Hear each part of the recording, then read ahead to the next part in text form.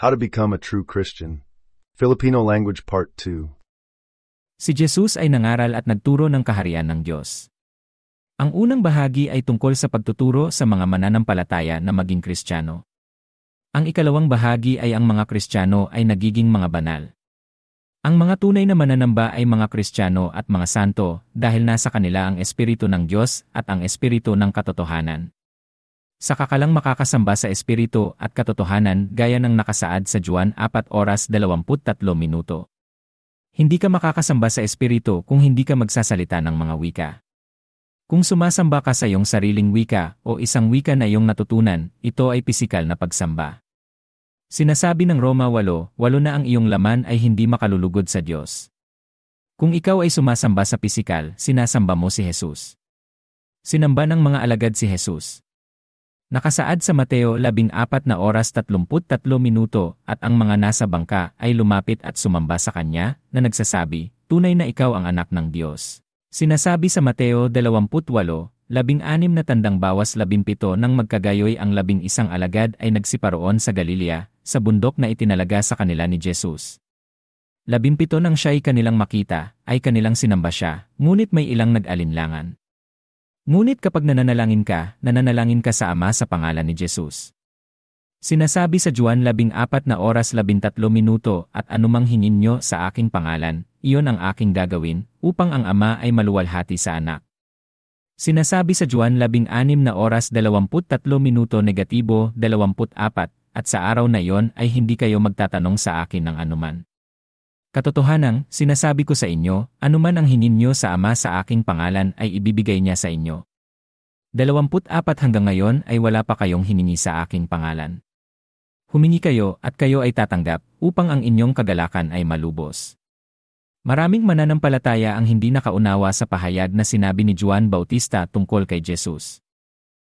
Sinabi ni Juan Bautista na ako ay nagbibinyag sa tubig, ngunit siya na darating pagkatapos ko ay magbabautismo sa inyo sa banal na Espiritu. Napakahalaga ng pahayag na ito na nakasulat sa 5 aklat. Sinasabi sa Mateo 3:11 na binabautismuhan ko kayo sa tubig sa pagsisisi, ngunit ang dumarating na kasunod ko ay mas makapangyarihan kaysa sa akin, na ang kanyang mga sandalyas ay hindi ako karapat-dapat magdala. Babautismuhan kanya ng banal na Espiritu at apoy. Sinasabi sa Marcos 1:8 na binautismuhan ko kayo sa tubig, ngunit babautismuhan niya kayo sa Espiritu Santo. Sinasabi sa Lucas 3:16 na sumagot si Juan, na nagsasabi sa lahat, katotohanang binabautismuhan ko kayo ng tubig, ngunit dumarating ang isang mas makapangyarihan kaysa sa akin, na ang tali ng kanyang sandalyas ay hindi ako karapat-dapat nakalagan. Babautismuhan kanya ng banal na Espiritu at apoy. Sinasabi sa Juan 1:33 na hindi ko siya nakilala, ngunit siya na nagsugo sa akin upang magbautismo sa tubig ay nagsabi sa akin, kung kanino mo nakikita ang Espiritu na bumababa at nananatili sa kanya, ito ay siya na bumabautismo sa banal na Espiritu. Sinasabi sa 1:5 na si Juan ay tunay na nagbautismo sa tubig, ngunit kayo ay babautismuhan sa banal na Espiritu ilang araw mula ngayon. Ang pagbibinyag ni Jesus sa mga mananampalataya sa banal na Espiritu ay napakahalaga. Sa gayon lamang ang mga mananampalataya ay maaaring maging tunay na Kristiyano. Sa gayon lamang ang mga mananampalataya ay maaaring maging tunay na mga mananamba. Sa gayon lamang ang mga mananampalataya ay maaaring direktang kumonekta sa Diyos sa pamamagitan ng pagsasalita ng mga wika. Doon lamang makikilala ng mga mananampalataya ang Diyos dahil nasa kanila ang Espiritu ng Diyos. Saka lamang natatanggap ng mga mananampalataya ang kapangyarihan. Doon lamang maaaring dumaan ang mga mananampalataya sa proseso ng pagpapabanal upang maging mga banal. Yaong mga mananampalataya na nabautismuhan ng banal na Espiritu ay kailangan na ngayong tumanggap ng katotohanan at sundin ito bago ang Espiritu ng katotohanan ay maipakita sa kanila. Hindi ere totoong Kristiyano. Sinabi ni Jesus kay Juan Bautista sa Mateo 3:15. Nakasaad dito, ngunit sumagot si Jesus at sinabi sa kanya, pabayaan mo na ngayon, sapagkat ito ay nararapat sa atin na ganapin ang buong katuwiran. Pagkatapos ay pinahintulutan niya siya. Ito ang paglipat mula sa pisikal na katuwiran kaligtasan tungo sa espiritong katuwiran kaligtasan. Dinadala tayo nito sa pag-uusap ni na Jesus at Nicodemo. Ang Juan 3, Isa tandang bawas dalawa ay nagsasaad na may isang lalaking pariseo na nagngangalang Nicodemo, isang pinuno ng mga Judyo. Dalawa lumapit ang taong ito kay Jesus ng gabi at sinabi sa kanya, Rabbi, alam namin na ikaw ay isang gurong nagmula sa Diyos, sapagkat walang sinuman ang makakagawa nitong mga tanda na iyong ginagawa maliban kung ang Diyos ay kasama niya. Naniniwala si Nicodemus sa pisikal na katuwiran at taglay pa rin niya ang orihinal na espiritu. Ipinaliwanag ni Jesus na kailangan niyang maging isang mananampalataya sa espiritong katuwiran. Sinabi sa Juan 3:3 na sumagot si Jesus at sinabi sa kanya, Katotohanang sinasabi ko sa iyo, malibang ipanganak na muli ang isang tao, hindi niya makikita ang kaharian ng Diyos. Dapat mong tanggapin si Jesus sa espiritual na paraan bilang iyong tagapagligtas. Kapag ikaw ay ipinanganak na muli sa espiritual, ikaw ay isang bagong nilikha. 2 Corinthians 5:17 states sa makatuwid, kung ang sinuman ay kay Kristo, siya ay isang bagong nilalang, ang mga lumang bagay ay lumipas na, narito, ang lahat ng mga bagay ay naging bago. Ang iyong orihinal na espiritu ay nakalubog sa espiritu ni Jesus, ang espiritu ni Kristo. Ang espiritu ni Kristo ay ang tubig na buhay na nagbibinyag sa iyong bagong likhang espiritu. Hindi kailangan yan physical pagbinyag si tubig. Naglaan ng Diyos ng paraan para mabautismuhan ang iyong bagong likhang espiritu. Sinasabi ng 2 Korinto 5:16 kaya nga, mula ngayon, hindi na namin itinuring ang sinuman ayon sa laman. Bagamat nakilala natin si Kristo ayon sa laman, ngayon ay hindi na natin siya nakikilala. Sinasabi sa Romans 8:8 kaya nga, ang mga nasa laman ay hindi makalulugod sa Diyos. Sinasabi sa Juan 3:3 na hindi niya nakikita ang kaharian ng Diyos, na tinutukoy si Jesus bilang ang landas patungo sa kaharian ng Diyos. Sinasabi sa Juan 14:6 na sinabi ni Jesus sa kanya, Ako ang daan, ang katotohanan, at ang buhay. Walang makakarating sa Ama maliban sa pamamagitan ko. Sa Juan 3:5, ipinaliwanag ni Jesus kay Nicodemus kung paano makapasok sa kaharian ng Diyos. Ang sabi niya, katotohanang sinasabi ko sa iyo, maliban kung ang isang tao ay ipanganak ng tubig at ng espiritu, hindi siya makapapasok sa kaharian ng Diyos. Ang pariralang ipinanganak sa tubig ay tumutukoy sa sinabi ni Jesus kay Nicodemus sa Juan 3:3 na kailangan niyang ipanganak na muli. Dapat kang maging isang mananampalataya na matuwid sa espiritu na ang espiritu ni Kristo ay nasa iyo. Ang espiritu ni Kristo ay ang tubig na buhay sa Kabanata 4 ng Juan. Maraming mananampalataya ang hindi nakakaalam na si Jesus ay ipinanganak sa tubig sa espiritual na paraan. Ang 1 Juan 5:6 ay nagsasaad na ito ay siya na naparito sa pamamagitan ng tubig at dugo, si Jesucristo, hindi lamang sa tubig, kundi sa pamamagitan ng tubig at dugo. At ang Espiritu ang nagpapatotoo, sapagkat ang Espiritu ay katotohanan. Kung ang mga mananampalataya ay naturuan ng katotohanan at tumanggap ng Espiritu ng katotohanan, malalaman nila ang katotohanan sa mga banal na kasulatan. Ang Espiritu sa Juan 3:5 ay ang Espiritu Santo. Sa banal na kasulatang ito, kinakatawan ng Espiritu Santo ang Espiritu ng Diyos at ang Espiritu ng katotohanan, kung paanong kinakatawan ng Espiritu Santo ang Espiritu ni Kristo sa Juan 20:22. Si Jesus ay dumating sa pamamagitan ng tubig sa espiritual at espiritong matuwid na mga mananampalataya ay ipinanganak sa tubig. Binubuo natin si Jesus sa atin upang makapasok sa kaharian ng Diyos. Sinasabi sa Galatia 4:11, Aking maliliit na anak, na para sa kanila ay aking pinaghirapang muli sa pagsilang hanggang sa si Kristo ay maanyo sa inyo. Sa paghahati-hati sa banal na kasulatan, ang Juan 3:5 ay nagsasabi sa iyo na kailangan mo ang Espiritu ni Kristo, ang Espiritu ng Diyos at ang Espiritu ng katotohanan na nasa iyo upang makapasok sa kaharian ng Diyos, na siyang kahulugan ng isang Kristiyano. Hindi na unawaan ng mga mananampalataya ang kwalipikadong kasulatan na Juan 3:6 para maunawaan ang Juan 3:5. Sinasabi sa Juan 3:6 na ang ipinanganak ng laman ay laman at ang ipinanganak ng Espiritu ay Espiritu. Dahil kulang ang kaalaman ng mga mananampalataya sa katotohanan sa kanila, hindi nila maintindihan ang Juan 3:6 at mailapat ito sa Juan 3:5. Sinabi ng mga mananampalataya na ang ipinanganak sa tubig ay tumutukoy sa pisikal na bautismo sa tubig o sinapupunan ng ina. Hinahalo nila ang laman sa Espiritu. Isinilang sa tubig at sa Espiritu, ang Espiritu sa Espiritu.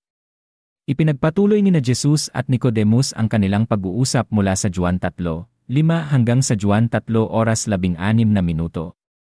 Parehong paksa ang pinag-uusapan nila. Sinasabi sa Juan 3:16 sapagkat gayon na lamang ang pag-ibig ng Diyos sa sanlibutan na ibinigay niya ang kanyang bugtong na anak, upang ang sinumang sumampalataya sa kanya ay hindi mapahamak, kundi magkaroon ng buhay na walang hanggan. Sinasabi sa Juan 3:5 na sinagot ni Jesus, katotohanang sinasabi ko sa iyo, maliban kung ang isang tao ay ipanganak ng tubig at ng Espiritu, hindi siya makapapasok sa kaharian ng Diyos. Sinabi ni Jesus na kung naniniwala ka sa kanyang pahayag, maliban kung ang isang tao ay ipanganak ng tubig at ng Espiritu, hindi siya makapapasok sa kaharian ng Diyos, kung gayon naniniwala ka sa kanya. Ang pagpasok sa kaharian ng Diyos ay buhay na walang hanggan. Dahil ang mga mananampalataya ay walang kaalaman sa katotohanan sa kanila, nakikita nila ang Juan 3:16 bilang naniniwala sa kapatawaran ng mga kasalanan at mayroon kang buhay na walang hanggan. Kasinungalingan iki ng bula ang guro.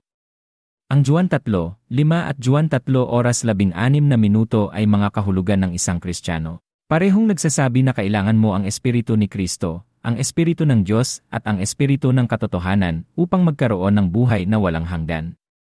Si Jesus ay nakikipag-usap sa babaeng Samaritana tungkol sa tubig na buhay. Sinabi sa Juan 4:13 na nasumagot si Jesus at sinabi sa kanya, ang sinumang umiinom ng tubig na ito ay muling mauuhaw. 14 na ngunit ang sinumang umiinom ng tubig na ibibigay ko sa kanya ay hindi na mauuhaw kailanman. Ngunit ang tubig na ibibigay ko sa kanya ay magiging bukal sa kanya ng tubig na bumubukal sa buhay na walang hanggan. Ang tubig na buhay ay ang Espiritu ni Kristo. Kapag ang tubig na buhay ay naging bukal ng tubig na bumubukal tungo sa buhay na walang hanggan, natanggap mo ang Espiritu ng Diyos at ang Espiritu ng katotohanan na nasa iyo.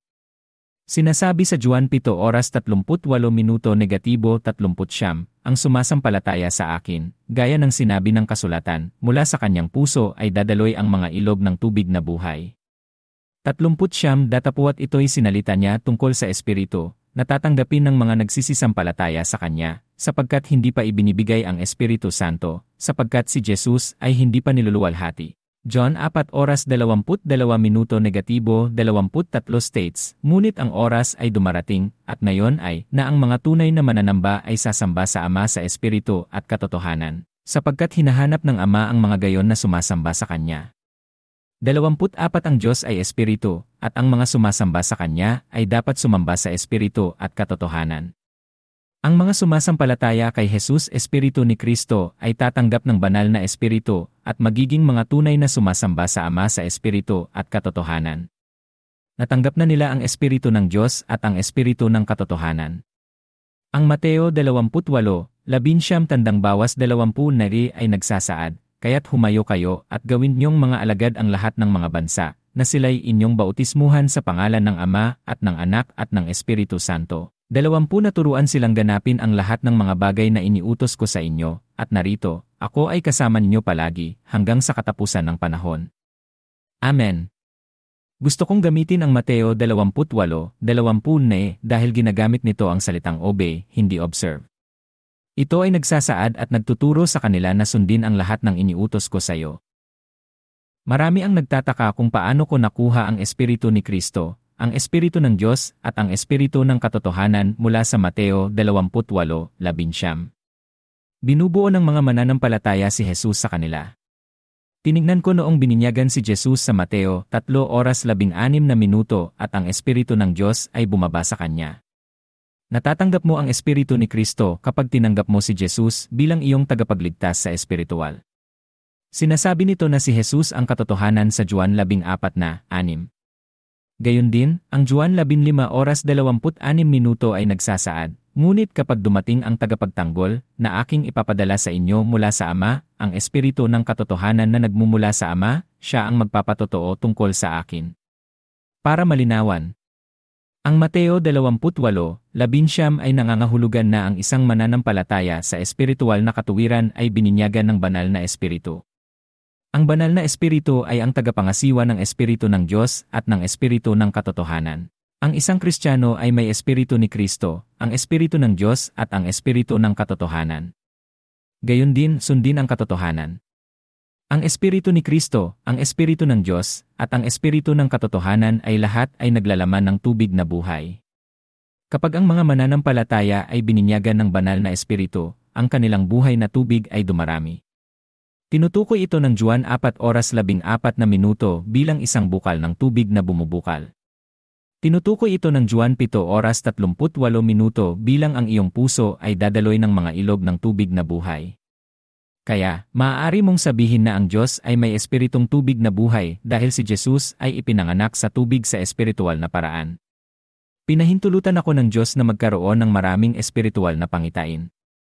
Dinadala ko ang aking mga aso sa labas at habang naglalakad kami palabas ng pasyo, may nakita kaming figura sa bakuran. Ang aking mga aso ay tumakbo patungo sa figura at ito ay nawala. Ang isa pang figura ay lumitaw, ngunit hindi ito makita ng mga aso. Inilarawan ko ang figura sa pamamagitan ng pagkuha ng isang balde ng tubig at itinapon ito sa hangin at ito ay bumuo ng isang katawan na naglalakad bilang tubig. May maliit na bilog na ilaw malapit sa lugar ng tuhod. Ngayon alam ko na nakakita ako ng isang espiritu na may buhay na tubig.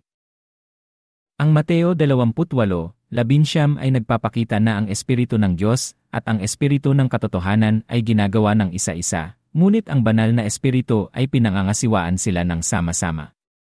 Kaya, hindi otomatiko na nasa iyo ang espiritu ng katotohanan na nagdadala sa atin sa sitwasyon ngayon. Ang mga mananampalataya ay may espiritu ni Kristo at espiritu ng Diyos, ngunit walang pagpapakita ng espiritu ng katotohanan dahil sa nangyari sa unang simbahan.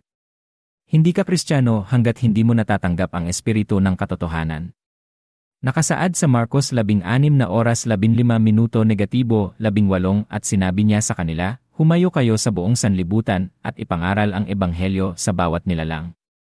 16 na ang sumasampalataya at mabautismuhan ay maliligtas, ngunit ang hindi sumasampalataya ay hahatulan. 17 at ang mga tandang ito ay susunod sa mga nagsisisampalataya. Sa aking pangalan ay magpapalaya sila ng mga demonyo, magsasalita sila ng mga bagong wika, 18 sila ay kukuha ng mga ahas. At kung sila ay uminom ng anumang bagay na nakamamatay, ito ay sa anumang paraan ay hindi makakasakit sa kanila, ipapatong nila ang kanilang mga kamay sa mga may sakit, at sila ay gagaling. Pagkasira ng Marcos 16:15-18. Ang sumasampalataya ay nasa kanila ang Espiritu ni Kristo. At nabautismuhan, ibig sabihin ay nabautismuhan ng banal na Espiritu, ang Espiritu ng Diyos at ang Espiritu ng katotohanan sa kanila. Maliligtas, pumasok sa kaharian ng Diyos o buhay na walang hanggan, susundan ng mga palatandaan ang mga naniniwala. Ang pagsasalita ng mga bagong wika ay ang tanging tanda na hinaing ng mga mananampalataya dahil hindi sila nagsasalita ng mga bagong wika sa kanilang sarili. Sinabi ni Jesus na ang kanyang binibinyagan sa banal na Espiritu ay magsasalita ng mga bagong wika. Ang mga banal na lumabas sa mga libingan pagkatapos ng muling pagkabuhay ni Jesus ay hindi nagsasalita ng mga bagong wika. Ang Mateo 28:19 at Marcos 16:15-18 ay nagsasalita tungkol sa parehong bagay. Gusto kong linawin ito sa mga mananampalataya. Ang pagsasalita ng mga wika ay hindi nagpapatalon sa iyo at tumakbo sa simbahan o saan man. Ito ay ang iyong pisikal na emosyon. Roma 8:8 ay nagsasaad kaya kung gayon, ang mga nasa laman ay hindi makalulugod sa Diyos. Ang pisikal ay nangangahulugan ng laman. Isa pa, may kontrol ka kung magsasalita ka o hindi.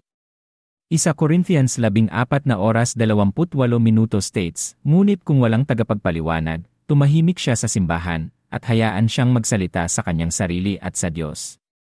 1 Corinthians 14:2 states sapagkat ang nagsasalita ng wika ay hindi nagsasalita sa mga tao kundi sa Diyos, sapagkat walang nakakaunawa sa Kanya, gayunpaman, sa Espiritu ay nagsasalita siya ng mga misteryo. Ang pagsasalita ng mga wika ay napakahalaga sa Diyos. Lucas 12:49 sinabi ni Jesus na naparito ako upang magpadala ng apoy sa lupa at sana ay nagningas na ito.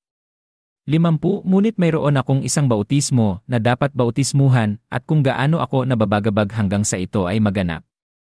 51 Inaakala ba ninyo na ako ay naparito upang magbigay ng kapayapaan sa lupa? Sinasabi ko sa inyo, hindi sa lahat kundi sa paghahati.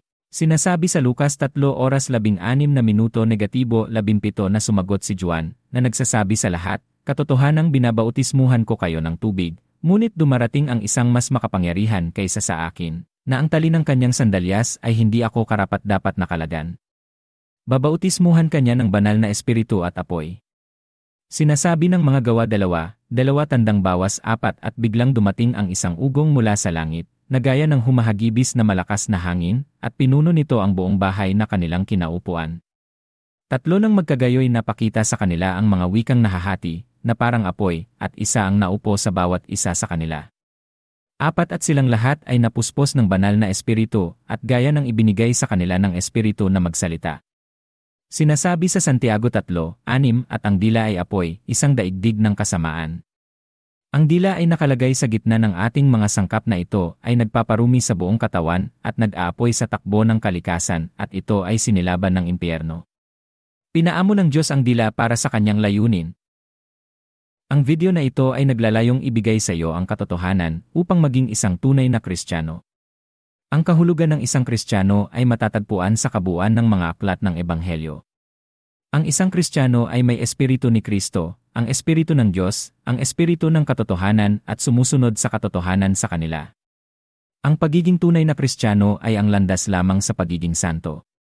Kailangan mo pang dumaan sa proseso ng pagpapabanal para maging santo. Ang isang santo ay banal at maaaring lumakad kasama ng Diyos at ng Panginoong Jesucristo. Dapat matanto ng mga mananampalataya na hindi sinimulan ni Jesus ang kanyang ministeryo hanggang sa siya ay nabautismuhan ng Espiritu ng Diyos. Mateo 3:16, si Jesus ang Kristo at siya ang katotohanan. Juan 14:6, hindi niya kailangan ang Espiritu ni Kristo o ang Espiritu ng katotohanan tulad ng mga disipulo. Ang mga disipulo ay hindi nagsimula sa kanilang ministeryo hanggang sa sila ay nabautismuhan ng banal na Espiritu. Mga Gawa 2:4, tinanggap nila ang Espiritu ng Diyos at ang Espiritu ng katotohanan. Bilang mga mananampalataya, ang mga disipulo ay itinuro ni Jesus ang katotohanan.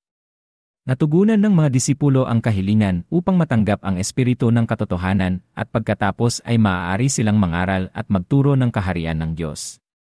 Ngunit binigyan ni Jesus ang mga disipulo ng kapangyarihang mangaral at magpagaling ng mga may sakit bago sila mabautismuhan ng banal na Espiritu. Sinasabi sa Lucas 1:12, pagkatapos ay tinawag niya ang kanyang 12 alagad at binigyan sila ng kapangyarihan at kapamahalaan laban sa lahat ng mga demonyo at upang magpagaling ng mga sakit. 2, sinugo niya sila upang ipangaral ang kaharian ng Diyos at magpagaling ng mga may sakit. Ang kapangyarihang ito ay hindi permanente. Naiintindihan mo ba ang sinasabi ko? Dapat kang turuan ng katotohanan bago matanggap ang Espiritu ng katotohanan.